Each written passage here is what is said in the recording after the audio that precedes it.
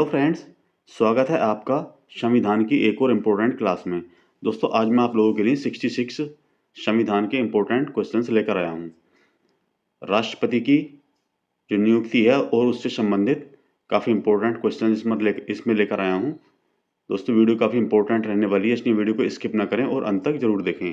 आप किसी भी एग्जाम की तैयारी करें, आपके लिए वीडियो काफ़ी यूजफुल रहने वाली है। और दोस्तों आप लोगों से रिक्वेस्ट है, प्लीज़ चैनल को सब्सक्राइब कर लें और बेल आइकन को प्रेस कर दें। दोस्तों आप लोग चैनल को सब्सक्राइब कर लें प्लीज़, यदि मुझे सपोर्ट करना चाहते हो और यदि इसी टाइप के कंटेंट चाहते हो। तो चलिए दोस्तों, काफ़ी इंपॉर्टेंट क्वेश्चंस हैं, यूनिक क्वेश्चंस हैं, एग्जाम ओरिएंटेड हैं। तो चलिए वीडियो शुरू करते हैं। ये रहा पहला क्वेश्चन आपकी स्क्रीन पर। निम्न में से भारत के पहले राष्ट्रपति कौन हैं? तो दोस्तों कौन थे? वेरी इजी क्वेश्चन है, हर बंदे को इसका, हर स्टूडेंट को पता होना चाहिए और सबको पता होगा। तो दोस्तों ये थे doctor Rajendra Prasad. Option number C इसका करेक्ट आंसर होगा। ठीक है, चलिए नेक्स्ट क्वेश्चन।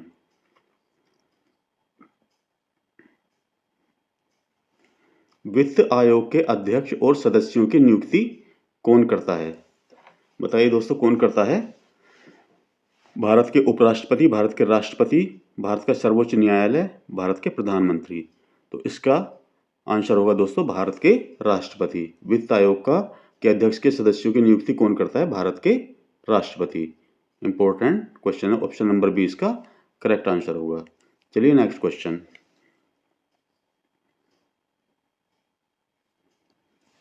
भारत के एकमात्र निर्विरोध राष्ट्रपति नीलम संजीवा रेड्डी राष्ट्रपति कब बने थे? तो कब बने थे दोस्तों राष्ट्रपति? काफी इंपॉर्टेंट क्वेश्चन है। इस टाइप के क्वेश्चन अक्सर एग्जाम में एग्जामिनर पूछ लेता है, तो आप लोगों को याद रखना है 1977 में ये भारत के निर्विरोध राष्ट्रपति बने थे। काफी इंपॉर्टेंट क्वेश्चन है, इंपॉर्टेंट क्वेश्चन, इसे मार्क कर लेना। चलिए नेक्स्ट क्वेश्चन। निम्न में से किसका भारत के राष्ट्रपति के रूप में सबसे कम कार्यकाल था? नीलम संजीवा रेड्डी, ज्ञानी जैल सिंह, डॉक्टर फखरुद्दीन अली अहमद या फिर डॉक्टर जाकिर हुसैन। तो दोस्तों ये थे doctor Zakir Hussain. Option number D इसका करेक्ट आंसर होगा। इन सभी में से जो है डॉक्टर जाकिर हुसैन है, इनका कार्यकाल सबसे छोटा था। चलिए नेक्स्ट क्वेश्चन।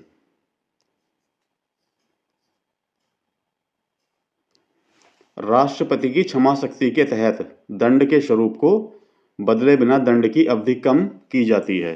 क्या बोलते हैं दोस्तों इसे? राष्ट्रपति की क्षमा शक्ति के तहत दंड के स्वरूप को बदले बिना दंड की अवधि कम की जाती है। क्या बोला जाता है उसे? लघुकरण, परिहार, विलंब या फिर प्रविलंबन। तो दोस्तों ये है परिहार यानी रिमिशन। रिमिशन जो होता है इसे बोला जाता है दोस्तों राष्ट्रपति की क्षमा शक्ति के तहत दंड के स्वरूप को बदले बिना दंड की अवधि कम करने को परिहार यानी रेमिशन बोला जाता है। ऑप्शन नंबर बी इसका करेक्ट आंसर होगा। Very very important question, mark कर लेना। चलिए नेक्स्ट क्वेश्चन। 1975 से 77 के आपातकाल के दौरान भारत के राष्ट्रपति कौन थे? फखरुद्दीन अली अहमद, वारागिरी वेंकटगिरी, आर वेंकटरमन या फिर ज्ञानी जैल सिंह। तो दोस्तों यह ऑप्शन नंबर ए इसका करेक्ट आंसर होगा। कौन थे? फखरुद्दीन अली अहमद। और उस समय प्रधानमंत्री कौन थी दोस्तों? प्रधानमंत्री थी श्रीमती इंदिरा गांधी। कौन थी? श्रीमती इंदिरा गांधी जो थी उस समय भारत की प्रधानमंत्री थी। इंपॉर्टेंट क्वेश्चन, मार्क कर लेना दोस्तों। सारे क्वेश्चन एग्जाम्स में रिपीटेड क्वेश्चन हैं और इंपॉर्टेंट क्वेश्चन हैं। भारतीय संविधान का कौन सा अनुच्छेद राष्ट्रपति पर महाभियोग से संबंधित है? बताइए कौन सा है दोस्तों? वेरी वेरी इंपॉर्टेंट क्वेश्चन है, वेरी वेरी इंपॉर्टेंट क्वेश्चन, इसे मार्क कर लेना। कौन सा अनुच्छेद है? अनुच्छेद 53, 58, 61 या फिर 59। तो दोस्तों ये है अनुच्छेद 61। अनुच्छेद 61 कहता है कि राष्ट्रपति पर महाभियोग लगाया जा सकता है। राष्ट्रपति पर महाभियोग जो है अनुच्छेद 61 के अंतर्गत आता है। इंपॉर्टेंट क्वेश्चन, मार्क कर लेना। चलिए नेक्स्ट क्वेश्चन। भारत के राष्ट्रपति पॉकेट वीटो यानी पॉकेट वीटो के तहत किसी विधेयक को कितनी अवधि तक अपने पास विचार के लिए रख सकते हैं? 1 महीना, 6 महीना, 12 महीना या फिर अनिश्चित काल या अनिश्चित अवधि के लिए। तो आपको पता होना चाहिए दोस्तों राष्ट्रपति के पास एक वीटो पावर होती है पॉकेट वीटो होती है, जिसके तहत वो जो है किसी भी विधेयक को चाहे तो पास करने से मना कर देगा और अपने पास रख लेगा, तो उसे क्या बोलते हैं? Pocket veto. तो दोस्तों ये होती है अनिश्चित अवधि के लिए। राष्ट्रपति अपने पास इसे अनिश्चित अवधि के लिए भी रख सकता है। तो कौन सा ऑप्शन नंबर सही होगा इसका दोस्तों?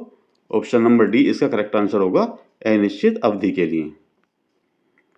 वेरी वेरी इंपॉर्टेंट क्वेश्चन को मार्क कर लेना। चलिए नेक्स्ट क्वेश्चन। निम्न में से कौन भारत के चुनाव आयुक्त की नियुक्ति करता है? उपराष्ट्रपति, प्रधानमंत्री, महान्यायवादी या फिर राष्ट्रपति? तो दोस्तों सभी को पता होना चाहिए, जो चुनाव आयुक्त यानी इलेक्शन कमिश्नर जो होता है उसकी नियुक्ति कौन करता है? भारत का राष्ट्रपति। Option number D correct answer होगा। चलिए नेक्स्ट क्वेश्चन। भारतीय संविधान के तहत संघ की कार्यपालिका का संवैधानिक प्रमुख कौन होता है? तो दोस्तों कौन होता है कार्यपालिका का संवैधानिक प्रमुख? ये भी भारत का राष्ट्रपति होता है। तो इंपॉर्टेंट क्वेश्चन है, ऑप्शन नंबर 20 का करेक्ट आंसर होगा राष्ट्रपति। इंपॉर्टेंट क्वेश्चन मार्क कर लेना। दोस्तों सारे क्वेश्चन इंपॉर्टेंट हैं, आप किसी भी एग्जाम की तैयारी करें, आपके लिए ये वीडियो काफ़ी यूजफुल रहने वाली है, तो इसलिए वीडियो को अंत तक जरूर देखें। और आप लोगों से रिक्वेस्ट है, प्लीज़ चैनल को सब्सक्राइब जरूर करें। चलिए नेक्स्ट क्वेश्चन। भारत के महान्यायवादी की नियुक्ति कौन करता है? राष्ट्रपति, प्रधानमंत्री, उच्चतम न्यायालय के मुख्य न्यायाधीश, विधि और न्याय मंत्री? दोस्तों इसका आंसर भी क्या होगा? राष्ट्रपति। जिसे क्या बोलते हैं अंग्रेजी में, क्या बोलते हैं दोस्तों? Attorney general of India. तो भारत के महान्यायवादी की नियुक्ति कौन करता है? भारत का राष्ट्रपति।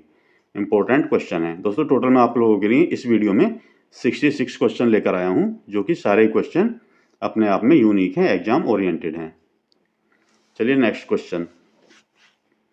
किसके द्वारा सहमति दिए जाने के बाद एक विधेयक संसद का एक अधिनियम बन जाता है? तो दोस्तों very very important question mark कर लेना।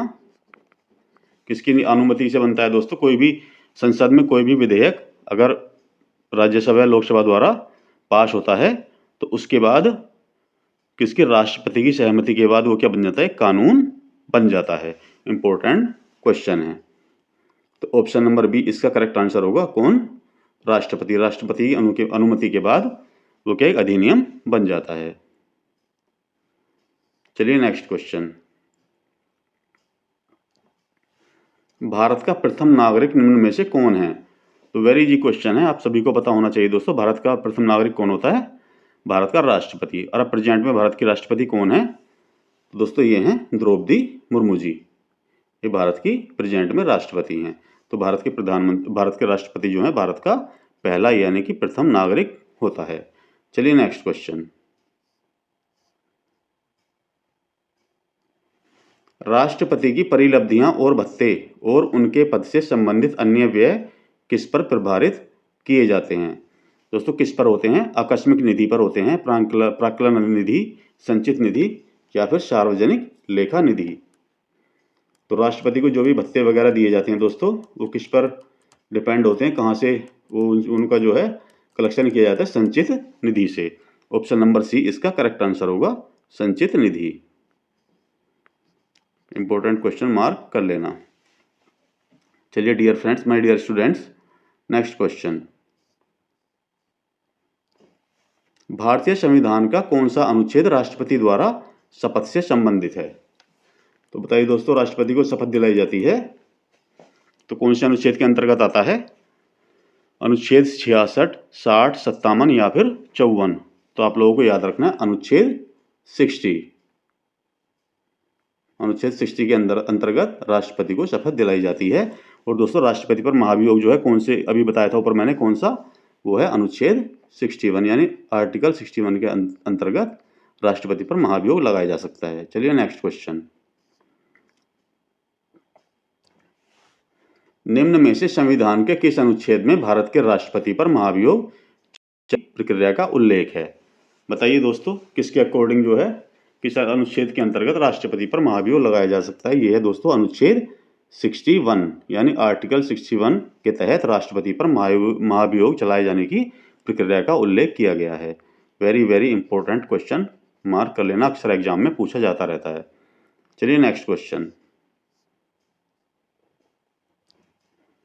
भारतीय संविधान का कौन सा अनुच्छेद संघ की कार्यपालिका शक्ति से संबंधित है?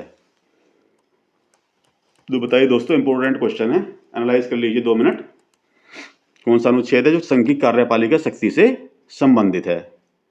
अनुच्छेद 40, 53, 43 या फिर 54? तो दोस्तों ये अनुच्छेद यानी आर्टिकल 53। आर्टिकल 53 के अंतर्गत जो है संघीय कार्यपालिका शक्ति जो है इसके अंतर्गत आती है। वेरी वेरी इंपॉर्टेंट क्वेश्चन, इसे भी मार्क कर लेना। चलिए नेक्स्ट क्वेश्चन। निम्न में से किसे भारत के राष्ट्रपति द्वारा नियुक्त नहीं किया जाता है? भारत के महान्यायवादी, भारत के नियंत्रक एवं महालेखा परीक्षक जो है, राजदूत और उच्चायुक्त, भारत के सॉलिसिटर जनरल। तो दोस्तों किसकी नियुक्ति नहीं की जाती है भारत के राष्ट्रपति के द्वारा? तो ये दोस्तों भारत के सॉलिसिटर जनरल, इनकी नियुक्ति राष्ट्रपति के द्वारा नहीं की जाती है। बाकी सभी की भारत के महान्यायवादी, भारत के नियंत्रक एवं महालेखा परीक्षक यानी कंट्रोलर एंड ऑडिटर जनरल, जिन्हें की शॉर्ट में CAG बोला जाता है, राजदूत और उच्चायुक्त, इन सभी की नियुक्ति राष्ट्रपति के द्वारा की जाती है भारत के सॉलिसिटर जनरल को छोड़कर। इंपॉर्टेंट क्वेश्चन है। चलिए नेक्स्ट क्वेश्चन। किसी सदन के सत्रावसान और एक नए सत्र के शुरू होने के बीच की अवधि को क्या कहा जाता है? क्या कहा जाता है दोस्तों? अवकाश, शून्यकाल, गणपूर्ति या फिर प्रश्नकाल? तो दोस्तों ये होता है अवकाश। ऑप्शन नंबर ए इसका करेक्ट आंसर होगा। और शून्यकाल क्या होता है दोस्तों? शून्यकाल में क्या है? अति महत्वपूर्ण मुद्दों पर चर्चा की जाती है। और गणपूर्ति क्या होती है दोस्तों? गणपूर्ति होती है कि जो टोटल मेंबर हैं सदन के, उसका 1/10 प्रेजेंट होने चाहिए, नहीं तो क्या है, कार्रवाई को रद्द कर दिया जाता है। वो होती है गणपूर्ति 1/10। चलिए नेक्स्ट क्वेश्चन।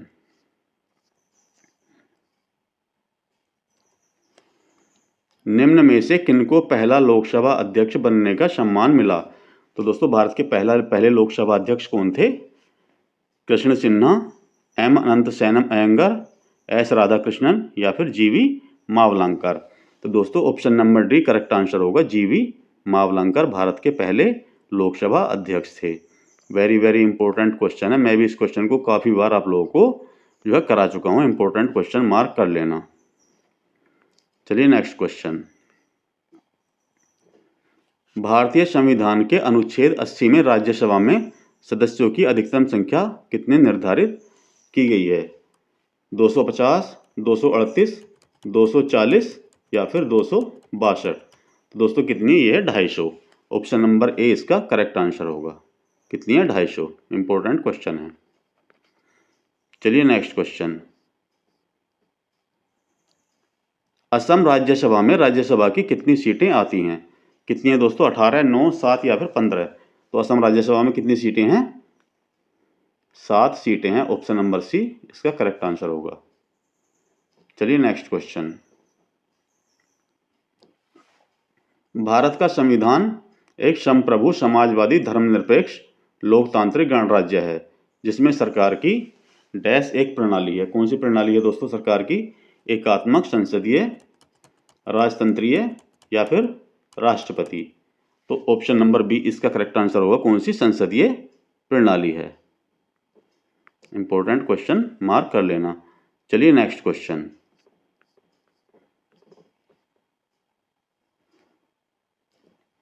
राज्यसभा के बारे में निम्न में से कौन सा कथन सत्य नहीं है? इसके 12 सदस्यों को राष्ट्रपति द्वारा नामित किया जाता है। इसमें ऐसी शक्तियां हैं जो संघ के खिलाफ राज्यों के अधिकारों की रक्षा करती हैं। यह भारत की संसद का ऊपरी सदन है। ये भी सही है। यह धन विधेयक में संशोधन कर सकता है। तो दोस्तों बाकी सभी सही हैं, लेकिन गलत कौन सा है? यह धन विधेयक में संशोधन कर सकता है। ये राज्यसभा के कार्य क्षेत्र में नहीं आता है। ठीक है दोस्तों, बाकी सारे ABC सभी जो है ये राज्यसभा के अंडर में आते हैं। चलिए नेक्स्ट क्वेश्चन।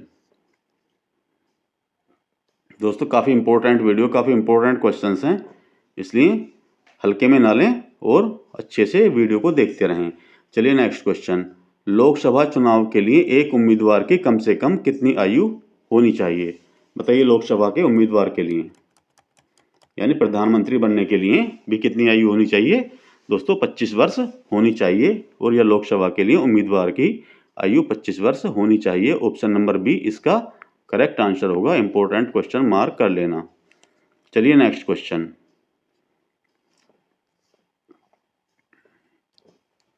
लोकसभा के 552 सदस्यों में से कितने सदस्य राज्यों का प्रतिनिधित्व करते हैं? बताइए दोस्तों, इंपॉर्टेंट क्वेश्चन है। 550, 520, 540 या फिर 530। बताइए कितने सदस्य हैं जो कि राज्यों का प्रतिनिधित्व करते हैं 552 सदस्यों में से? तो दोस्तों ये 530 सदस्य। 552 सदस्यों में से 530 सदस्य जो हैं ये राज्यों का प्रतिनिधित्व करते हैं किसमें? लोकसभा में। चलिए नेक्स्ट क्वेश्चन।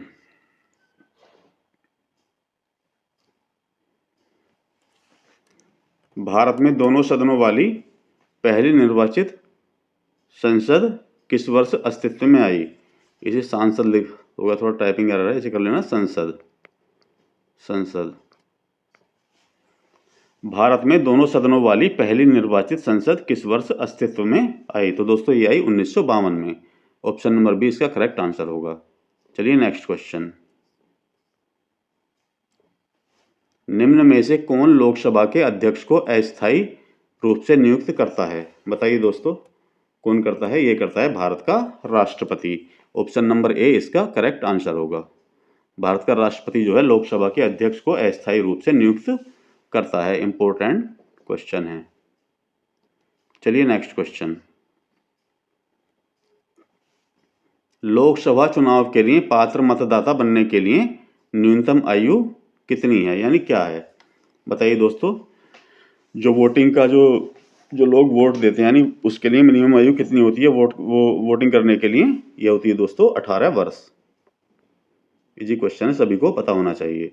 चलिए नेक्स्ट क्वेश्चन।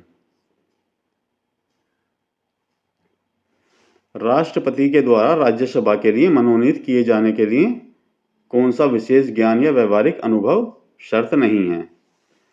तो दोस्तों आप लोगों को पता होना चाहिए, राष्ट्रपति के द्वारा जो मनोनीत होते हैं सदस्य किसमें? राज्यसभा में। तो विज्ञान, कला और साहित्य के क्षेत्र से वो लिए जाते हैं। लेकिन वाक्पटुता का कोई भी ऐसा क्षेत्र नहीं है जिसमें कि वाक्पटुता वाले को उसमें जो है मनोनीत किया जाता है। तो ये कोई शर्त नहीं है। बाकी कला, विज्ञान और साहित्य से लोगों को उसमें लिया जाता है। चलिए नेक्स्ट क्वेश्चन। संविधान की किस अनुसूची के अनुसार राज्यसभा में राज्यों और केंद्र शासित प्रदेशों को सीटों के आवंटन का प्रावधान है? कौन सी अनुसूची के अंतर्गत दोस्तों? बताइए। यह है अनुसूची, चौथी अनुसूची। ऑप्शन नंबर डी इसका करेक्ट आंसर होगा। कौन सी अनुसूची दोस्तों? चौथी अनुसूची। चलिए नेक्स्ट क्वेश्चन। निम्नलिखित में से किसे देश के लोकतंत्र का मंदिर कहा जाता है? राजघाट, सर्वोच्च न्यायालय, अशोक स्तंभ या फिर संसद? दोस्तों इंपॉर्टेंट क्वेश्चन है और आप लोगों को सभी को पता होना चाहिए। जो हमारे देश की यानी भारत की संसद है उसे क्या कहा जाता है? लोकतंत्र का मंदिर। इंपॉर्टेंट क्वेश्चन है। चलिए नेक्स्ट क्वेश्चन। संविधान का कौन सा अनुच्छेद राष्ट्रपति को संसद के दोनों सदनों की संयुक्त बैठक बुलाने की शक्ति प्रदान करता है? बताइए दोस्तों, very very important question mark कर लेना। वेरी वेरी इंपॉर्टेंट क्वेश्चन है। कौन सा अनुच्छेद है जिसके अंतर्गत राष्ट्रपति दोनों सदनों की संयुक्त बैठक बुला सकता है? तो दोस्तों ये है अनुच्छेद 108। ऑप्शन नंबर सी इसका करेक्ट आंसर होगा।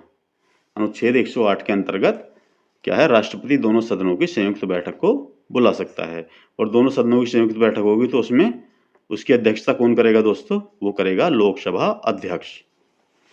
इंपॉर्टेंट क्वेश्चन है। चलिए नेक्स्ट क्वेश्चन।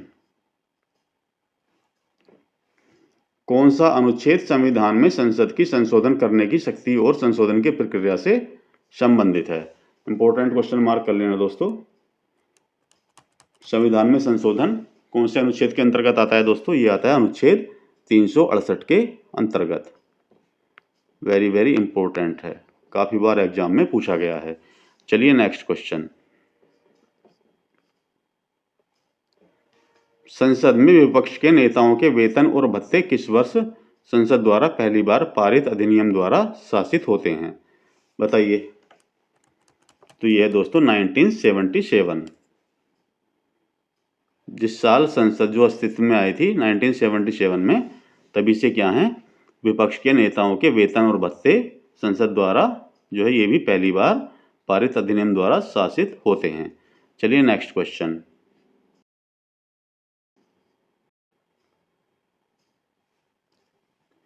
निम्न में से कौन सा भारत का सर्वोच्च विधायी निकाय है? बताइए दोस्तों। उच्चतम न्यायालय, संसद, लोकसभा या फिर राज्यसभा? तो दोस्तों ये आपको पता होना चाहिए, यह है ऑप्शन नंबर बी, क्या है, संसद। संसद जो है भारत का सर्वोच्च विधायी निकाय है। इंपॉर्टेंट क्वेश्चन, मार्क कर लेना। चलिए नेक्स्ट क्वेश्चन। लोकसभा का सदस्य बनने के लिए न्यूनतम आयु क्या है? बताइए। यह 25 वर्ष। क्वेश्चन रिपीट हो गया है, कितनी है, 25 वर्ष। आप लोगों को रट लेनी है अच्छे से। चलिए नेक्स्ट क्वेश्चन। निम्न में से कौन राज्यसभा के महासचिव की नियुक्ति कर सकता है? कौन कर सकता है दोस्तों? उपराष्ट्रपति, लोकसभा अध्यक्ष, राष्ट्रपति या फिर राज्यसभा के सभापति? तो दोस्तों ये हैं राज्यसभा के सभापति। क्या कर सकते हैं? राज्यसभा के महासचिव की नियुक्ति कर सकते हैं। चलिए नेक्स्ट क्वेश्चन।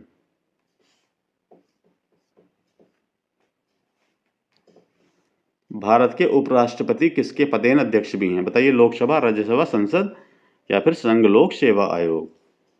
तो काफी बार पूछा गया क्वेश्चन है एग्जाम्स में। तो दोस्तों किसके हैं? राज्यसभा के पदेन। सभापति कौन होते हैं? उपराष्ट्रपति। इंपॉर्टेंट क्वेश्चन है। चलिए नेक्स्ट क्वेश्चन। मंत्रिपरिषद सामूहिक रूप से किसके प्रति उत्तरदायी होता है? बताइए। लोकसभा, संसद, लोकसभा और राज्यसभा दोनों या फिर भारत के राष्ट्रपति? तो दोस्तों मंत्रिपरिषद जो है लोकसभा के लिए या लोकसभा के प्रति उत्तरदायी होता है। ऑप्शन नंबर ए इसका करेक्ट आंसर होगा। चलिए नेक्स्ट क्वेश्चन। मंत्रिपरिषद राज्यों की विधानसभा के सदस्यों की कुल संख्या के कितने प्रतिशत से अधिक नहीं होगी? तो दोस्तों कितने प्रतिशत से अधिक नहीं होगी? ये होगी 15% से अधिक नहीं हो सकती। किसकी? मंत्रिपरिषद की जो संख्या है विधानसभा के सदस्यों की कुल संख्या से कितनी? 15% से अधिक नहीं हो सकती है। Very very important question, mark कर लेना। चलिए नेक्स्ट क्वेश्चन। भारत के संविधान के किस अनुच्छेद में उल्लेख है कि संसद में कामकाज हिंदी या अंग्रेजी में किया जाएगा? कौन से अनुच्छेद के अंतर्गत है दोस्तों ये? इंपॉर्टेंट क्वेश्चन, मार्क कर लेना। अनुच्छेद 120 ये कहता है, क्या कहता है दोस्तों, कि संविधान इसमें जो है संसद में कामकाज हिंदी या अंग्रेजी भाषाओं में किया जाएगा। तो कौन से अनुच्छेद के अंतर्गत आता है? ये आता है अनुच्छेद 120 के अंतर्गत। इंपॉर्टेंट क्वेश्चन है। चलिए नेक्स्ट क्वेश्चन। संविधान में कर्तव्यों की सूची में अंतिम मौलिक कर्तव्य किस वर्ष शामिल किया गया था? बताइए। अंतिम मौलिक कर्तव्य कब शामिल किया गया था? 2002 में। इंपॉर्टेंट क्वेश्चन है। Very very important question, mark कर लेना। चलिए नेक्स्ट क्वेश्चन। भारतीय संविधान में राज्य के नीति निर्देशक सिद्धांत किस देश के संविधान से लिए गए थे? तो दोस्तों यूके, आयरलैंड, जापान या फिर ऑस्ट्रेलिया? तो दोस्तों आप लोगों को पता होना चाहिए, जो नीति निर्देशक सिद्धांत हैं वो आयरलैंड के संविधान से लिए गए हैं। Very very important question, mark कर लेना, अक्सर एग्जाम में पूछा जाता है। चलिए नेक्स्ट क्वेश्चन।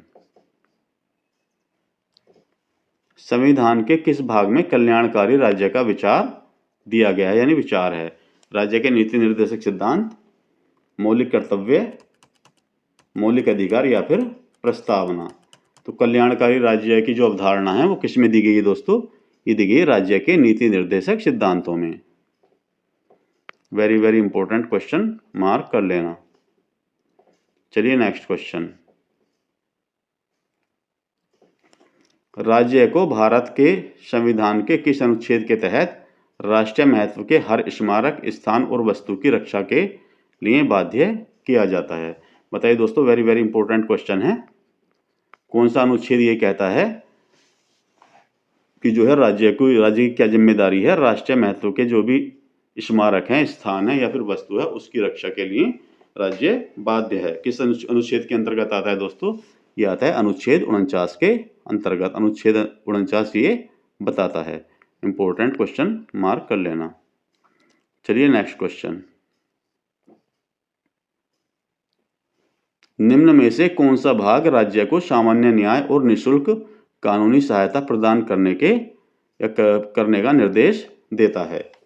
बताइए दोस्तों, भाग 6, 5, 7 या फिर 4? तो दोस्तों इसका आंसर होगा भाग 4। क्या कहता है दोस्तों भाग 4? भाग 4 कहता है सामान्य न्याय और निःशुल्क कानूनी सहायता। ये सभी राज्यों को ये जो है प्रदान की जाएगी, प्रदान करने का निर्देश देता है भाग 4। इंपॉर्टेंट क्वेश्चन है। चलिए नेक्स्ट क्वेश्चन। राज्य के नीति निर्देशक सिद्धांत भारत के संविधान के किस अनुच्छेद में दिए गए हैं? बताइए दोस्तों, अनुच्छेद 47, अनुच्छेद 50, अनुच्छेद 53 या फिर अनुच्छेद 36 से 51?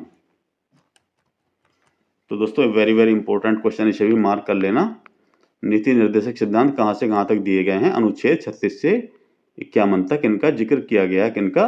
राज्य के नीति निर्देशक सिद्धांतों का। चलिए नेक्स्ट क्वेश्चन।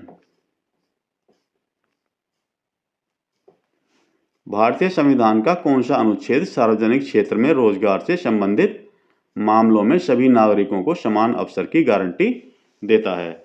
इंपॉर्टेंट क्वेश्चन है दोस्तों, ये है अनुच्छेद 16। क्या कहता है अनुच्छेद 16 दोस्तों? सार्वजनिक क्षेत्र में रोजगार से संबंधित मामलों में सभी नागरिकों को समान अवसर प्रदान करने की गारंटी कौन सा अनुच्छेद देता है? अनुच्छेद 16। इंपॉर्टेंट क्वेश्चन है। चलिए नेक्स्ट क्वेश्चन। भारतीय संविधान के अनुच्छेद 32 से 35 के अंतर्गत किस मौलिक अधिकार का उल्लेख किया गया है? संवैधानिक उपचारों का अधिकार, सांस्कृतिक और शैक्षिक अधिकार, धार्मिक स्वतंत्रता का अधिकार, शोषण के विरुद्ध अधिकार। तो दोस्तों क्या है इसके अंतर्गत? अनुच्छेद 32 से 35 के अंतर्गत क्या आता है दोस्तों? यह संवैधानिक उपचारों का अधिकार। और आप लोगों को याद रखना है दोस्तों, जो डॉक्टर भीमराव अंबेडकर जी थे, ड्राफ्ट कमेटी के अध्यक्ष, उन्होंने संवैधानिक उपचारों के अधिकार को क्या कहा था? संविधान की आत्मा कहा था। क्या कहा था? संविधान की आत्मा। वेरी वेरी इंपॉर्टेंट क्वेश्चन है। चलिए नेक्स्ट क्वेश्चन। भारत में मौलिक अधिकारों के संबंध में निम्न में से कौन सा कथन गलत है? बताइए dear friends, my dear student, बताइए भारत में मौलिक अधिकारों के संबंध में निम्न में से कौन सा कथन गलत है? वह उच्चतम न्यायालय द्वारा रक्षित और प्रत्याभूत होते हैं। ये भी सही है दोस्तों, ये करेक्ट है। वे निरंकुश नहीं है लेकिन परिसीमित हैं। ये भी करेक्ट है। वे दुर्गम या स्थायी हैं। हाँ, इसमें डाउट है दोस्तों, ये गलत है। वे दुर्गम या स्थायी हैं। क्या? मौलिक अधिकार। संपत्ति के अधिकार को मौलिक अधिकारों की सूची से हटा दिया गया है। हाँ, ये भी सही है दोस्तों। संपत्ति के अधिकार को मौलिक अधिकारों की सूची से हटाकर उसे क्या बना दिया? लीगल राइट यानी कानूनी अधिकार बना दिया गया है। और अभी कौन से? 300A के अंतर्गत ये आता है। किसके अंतर्गत? 300 अनुच्छेद 300A में क्या भी संपत्ति के अधिकार को कर दिया गया है मौलिक अधिकारों की श्रेणी से हटाकर। चलिए नेक्स्ट क्वेश्चन।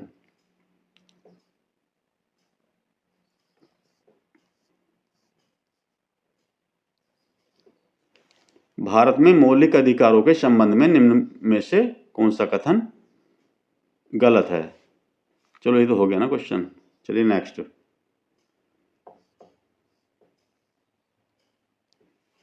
भारतीय संविधान के किन अनुच्छेदों में मौलिक अधिकारों का वर्णन किया गया है? बताइए दोस्तों, अनुच्छेद 11 से 32, 9 से 15, 12 से 35 या फिर 2 से 5? कहां से कहां तक है दोस्तों मौलिक अधिकार? तो ये दोस्तों अनुच्छेद 12 से 35 तक क्या आते हैं? मौलिक अधिकार आते हैं। ये है ऑप्शन नंबर सी, इसका करेक्ट आंसर होगा। इंपॉर्टेंट क्वेश्चन, मार्क कर लेना। और दोस्तों आप लोगों को इन सभी अनुच्छेदों के बारे में पढ़ना भी है कि अनुच्छेद 12, 13, 14, 15 से 35 तक इनके अंतर्गत क्या क्या चीज़ें आती हैं। इम्पोर्टेंट क्वेश्चन है, मैं उस पर अलग से एक सेपरेट वीडियो आप लोगों के लिए लेकर आऊँगा। चलिए नेक्स्ट क्वेश्चन, भारतीय संविधान के किस अनुच्छेद के तहत कोई व्यक्ति मौलिक अधिकारों के प्रवर्तन के लिए सर्वोच्च न्यायालय जा सकता है? बताइए किस अनुच्छेद के अंतर्गत कोई भी व्यक्ति मौलिक अधिकारों के प्रवर्तन के लिए या उन्हें लागू करवाने के लिए कहाँ जा सकता है? सर्वोच्च न्यायालय की शरण ले सकता है। तो दोस्तों ये कौन सा अनुच्छेद कहता है? ये कहता है अनुच्छेद 32। इंपॉर्टेंट क्वेश्चन, मार्क कर लेना। चलिए नेक्स्ट क्वेश्चन, भारत के संविधान का कौन सा अनुच्छेद कानून के समक्ष समानता का प्रावधान करता है? अनुच्छेद 14, अनुच्छेद 25, अनुच्छेद 15 या फिर अनुच्छेद 19? तो दोस्तों ऑप्शन नंबर ए इसका करेक्ट आंसर होगा। कौन सा अनुच्छेद? अनुच्छेद 14। क्या कहता है अनुच्छेद 14? कानून के समक्ष समानता। इंपॉर्टेंट क्वेश्चन, मार्क कर लेना। चलिए नेक्स्ट क्वेश्चन, निम्न में से कौन सा अनुच्छेद धार्मिक मामलों के प्रबंधन की स्वतंत्रता प्रदान करता है? बताइए कौन सा अनुच्छेद है? अनुच्छेद 35, 26, 12 या फिर 49? तो दोस्तों ये कहता है अनुच्छेद 26। इंपॉर्टेंट क्वेश्चन, मार्क कर लेना। चलिए नेक्स्ट क्वेश्चन, भारतीय संविधान का अनुच्छेद 19 सभी भारतीय नागरिकों को कितने अधिकारों की गारंटी देता है? बताइए कितने अधिकार दिए गए हैं भारतीय संविधान में? नागरिकों को कितने अधिकार प्रदान हैं अनुच्छेद 19 के तहत? तो दोस्तों कितने हैं? ये 6 अधिकारों की गारंटी देता है। ऑप्शन नंबर ए इसका करेक्ट आंसर होगा। चलिए नेक्स्ट क्वेश्चन, भारतीय संविधान के किस भाग में मौलिक अधिकारों का उल्लेख है? बताइए dear friends, very very important question है। संविधान के किस भाग में मौलिक अधिकारों का जिक्र किया गया है? तो दोस्तों ये है भाग 3।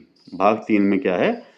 मौलिक अधिकारों के बारे में उल्लेख है। इंपॉर्टेंट क्वेश्चन, मार्क कर लेना। चलिए नेक्स्ट क्वेश्चन,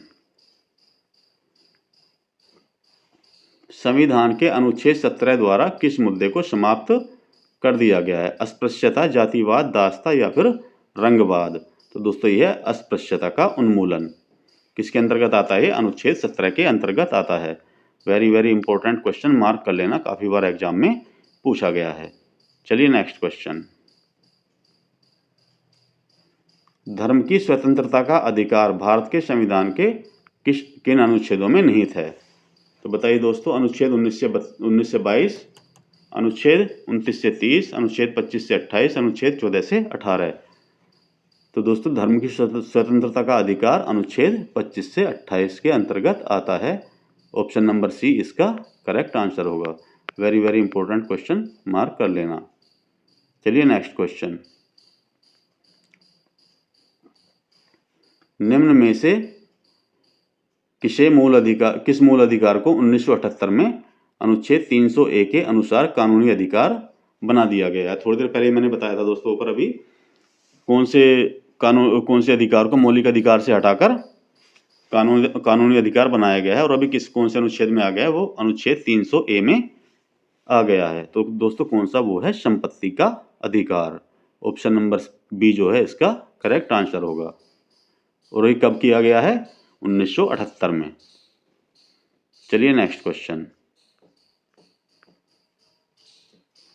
निम्न में से किस स्वतंत्रता को लोकतंत्र की पहचान माना जाता है? बताइए दोस्तों, इंपॉर्टेंट क्वेश्चन है। शोषण के विरुद्ध अधिकार, धर्म की स्वतंत्रता का अधिकार, सदन की स्वतंत्रता, भाषण और अभिव्यक्ति की स्वतंत्रता। तो दोस्तों ये है धर्म की स्वतंत्रता का अधिकार जो है उसे लोकतंत्र की पहचान हमारे भारत देश में माना जाता है। ऑप्शन नंबर बी इसका करेक्ट आंसर होगा। Very very important question, mark कर लेना, कंफ्यूज मत होना। चलिए next question,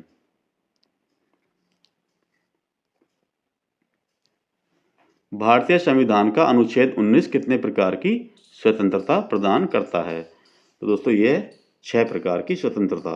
option number D इसका करेक्ट आंसर होगा। 6 प्रकार की स्वतंत्रता अनुच्छेद 19 के अंतर्गत आती है। चलिए नेक्स्ट क्वेश्चन, भारत के सर्वोच्च न्यायालय द्वारा मौलिक अधिकारों की सुरक्षा के लिए कितने प्रकार की रिट जारी की जाती है? Very very important question, mark कर लेना। तो दोस्तों हाई कोर्ट यानी हाई कोर्ट या सुप्रीम कोर्ट में मौलिक अधिकारों की सुरक्षा के लिए कितने प्रकार की रिट जारी की जा सकती है? तो दोस्तों ये 5 प्रकार की रिट जारी की जाती है। इंपॉर्टेंट क्वेश्चन, मार्क कर लेना, काफी बार एग्जाम में पूछा गया है। चलिए नेक्स्ट क्वेश्चन। निम्नलिखित में से कौन सा अनुच्छेद शिक्षा के अधिकार के प्रावधान को स्थापित करता है? बताइए दोस्तों। अनुच्छेद 22, अनुच्छेद 21 से अनुच्छेद 20 या फिर अनुच्छेद 23? तो दोस्तों ये है अनुच्छेद कौन सा है? 21A। अनुच्छेद 21A के अंतर्गत क्या है? ये शिक्षा के अधिकार के प्रावधान को स्थापित करता है। इंपॉर्टेंट क्वेश्चन है। चलिए नेक्स्ट क्वेश्चन, नेक्स्ट और आज का last question. Dear student, question number 66। कौन सा अनुच्छेद धर्म, जाति, नस्ल, लिंग या जन्म स्थान के आधार पर भेदभाव के निषेध का विवरण देता है? बताइए कौन सा अनुच्छेद है? ये भी कौन सा है दोस्तों? यह है अनुच्छेद 15। क्या बताता है? अनुच्छेद 15 बताता है कि किसी भी व्यक्ति के साथ धर्म, जाति, नस्ल, लिंग या जन्म स्थान के आधार पर भेदभाव नहीं किया जाएगा। Very very important question, mark कर लेना। तो दोस्तों वीडियो कैसी लगी कमेंट बॉक्स में कमेंट करके जरूर बताएं, और यदि मुझे मोटिवेट करना चाहते हैं तो प्लीज़ चैनल को सब्सक्राइब करें, लाइक करें और बेल आइकन को प्रेस कर दें और ऑल पे टिक कर दें। तो चलिए दोस्तों मिलते हैं नेक्स्ट वीडियो में अच्छे से कंटेंट के साथ। तब तक के लिए thanks for watching and bye bye.